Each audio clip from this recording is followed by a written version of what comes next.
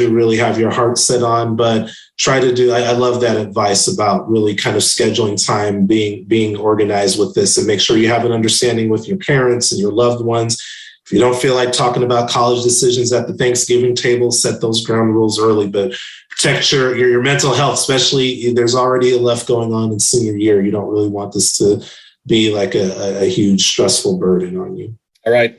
So I know that we're not going to have enough time to answer all these questions. I'm going to pick one I think that's going to be most sort of relevant. Again, I think there's a good segue into kind of building off of the COVID is still, even though it might seem like COVID's in the rearview mirror, it's still going to obviously play a role in admissions for at least a couple more cycles, right? And being mindful of our juniors, right? Our rising seniors, right? This class, the pandemic hit them 9th grade, right? So they don't even know what a traditional high school experience looks like. They were entering into what they thought it was going to be, and then it changed. And for most of them, sophomore year was essentially remote or some kind of hybrid, and then they literally just got back here being in person in their junior year. And then even being mindful of our sophomore families, the pandemic hit in 8th grade, right? So obviously there's no way I can ask you like how you're going to be reviewing this in the coming year, because it's going to be one of those things like, okay, we made a shift in 2021, you made a shift in 2022. There will likely be yet another shift of how you're going to be looking at grades, activities, all those things that would have done that impacted them, like reminding yourself, okay, wait, when did it hit them and how did that impact all the things that they were going to do? So I think it's a good way to kind of end this Q&A before we kind of wrap up to our words of wisdom. So thoughts from anyone and how you want to address that? Yeah, it's tough because, likewise, we're seeing this with our own students, again, getting adjusted back to reality after you've been, in front of Zoom for going on 2 years and being back in the class. We've seen those adjustments ourselves. And so we'll try to draw on the experiences that we're seeing on campus, but also we'll rely heavily on what you tell us about your experience. You all are fortunate, as we've already said, you have a great team here, great college counseling staff will do a great job of framing what the community and what your context has been like for the last couple of years. And we will take that in consideration as best as we can.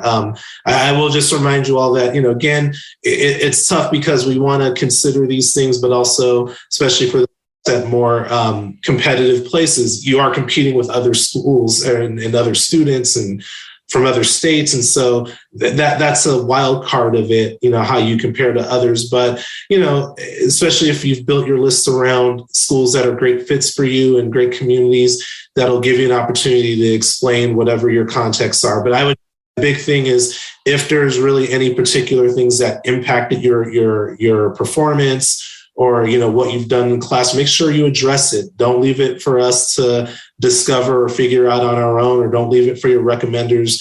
Advocate for yourself, speak up for yourself, and, find places that'll actually take that in consideration. Nikki, Andrew, anything you want to add? It just makes me think about how, especially at the start of this, I shared with the students at Caltech, you didn't choose this, and how much I admire them for continuing on with higher education, and they're experiencing something no one in their life has before. What college is, what it means, what it's valued for, what it's not valued for. I just really admire the students and families who continue on and let us change this with them in the mix.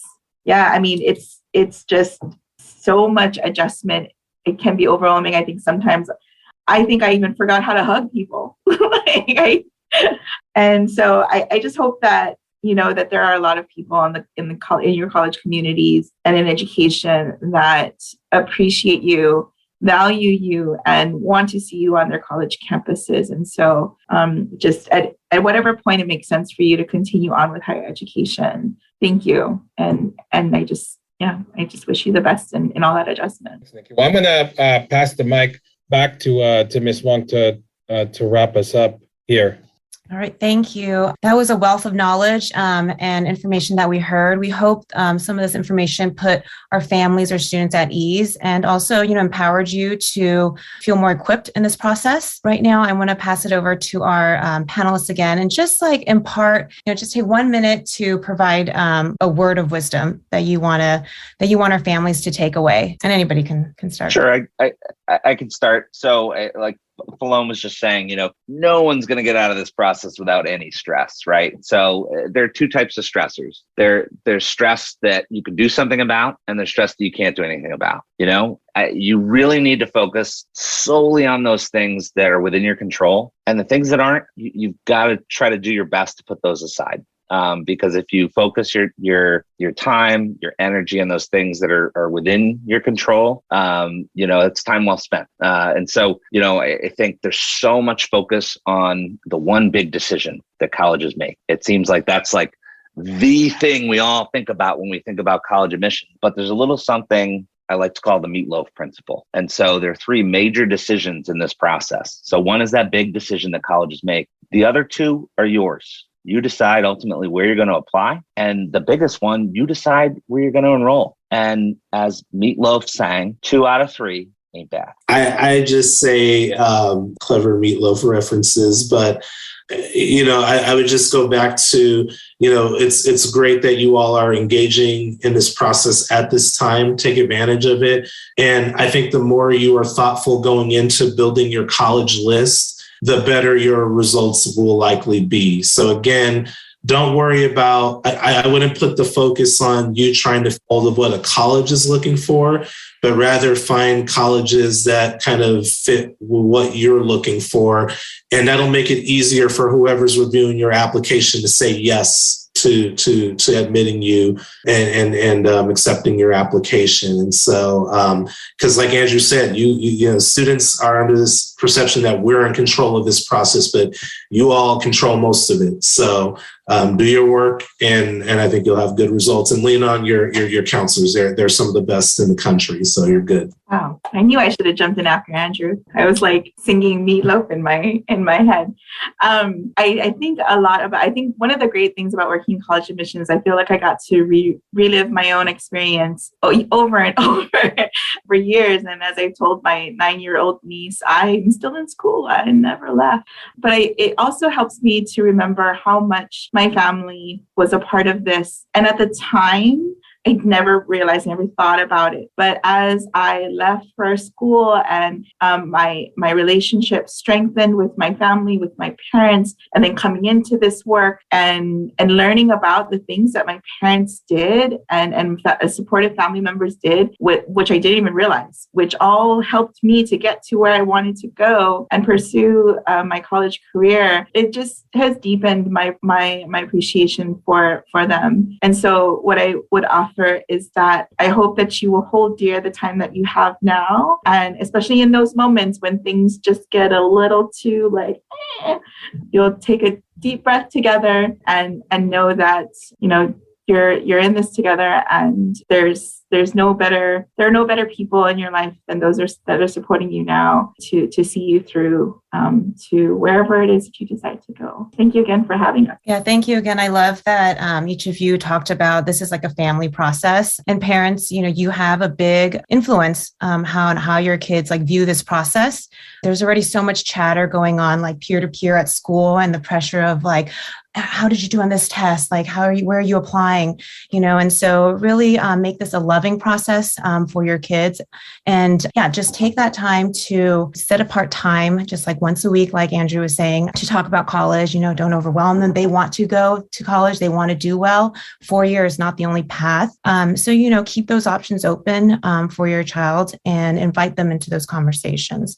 So once again, thank you for being with us. And once again, thank you for our panelists and your time and expertise. Really appreciate it.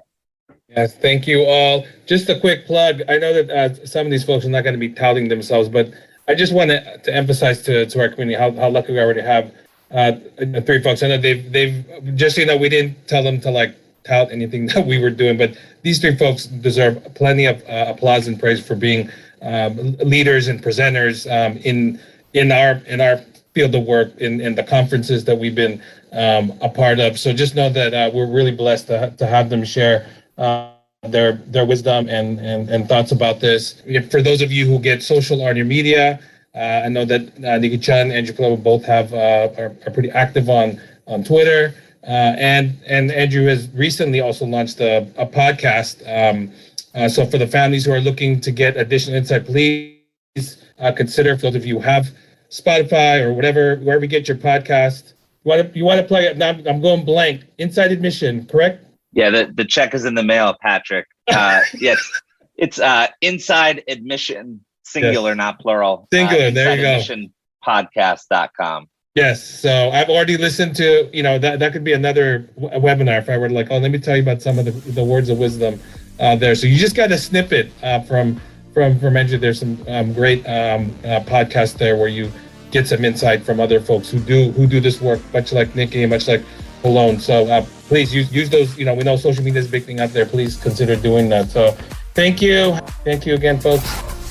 Thank you for listening to SI Counseling Podcast. Here we help students find information to help them improve their opportunities throughout high school and beyond. SI works to help students grow into individuals committed to faith, justice, leadership, service, academic excellence, and compassion so they can be with and for others. You can follow us on social media at SI Counseling on Twitter and go to our website at siprep.org, and under academic departments, click on the link to counseling. Thank you again. Until next time.